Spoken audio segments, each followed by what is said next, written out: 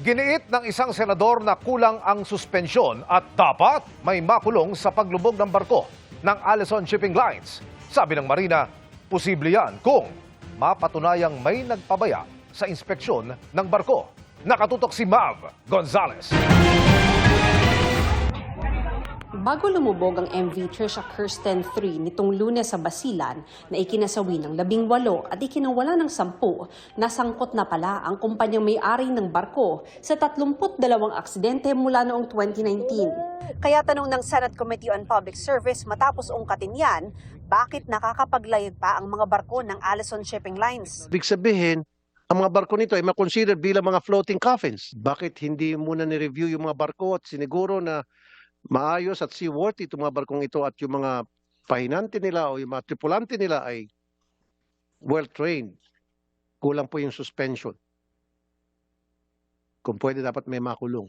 Paliwanag ng Marina na parusahan na ang Allison sa mga naunang aksidente. Iba-ibaan nila ang parusa. Depende kung ang nangyari ay less serious, serious at very serious. May mga suspension po. Ito pong nangyari ngayon sa Basilan. This is a very serious kasi meron pong namatay. The sanctions here, yun po, nag-suspend na kaagad. Tuloy ang investigasyon ng Philippine Coast Guard, Department of Transportation at Marina sa paglubog ng MV Trisha Kirsten 3. Maaari niyang tumistigo ang 2 tauhan ng Philippine Coast Guard na sumakay sa lumubog na MV Trisha Kirsten 3 bilang Sea Marshal. Pwede nilang sampahan ng kasong kriminal ang may-ari at crew ng barko kung mapatunayang nagpabaya. Ayon sa PCG, required ang pre-departure inspection sa lahat ng barko kabilang ang kakayahang sumuong sa panahon. Sa checklist, sir, Senator, sir, kasama po doon yung crew manifest, passenger manifest.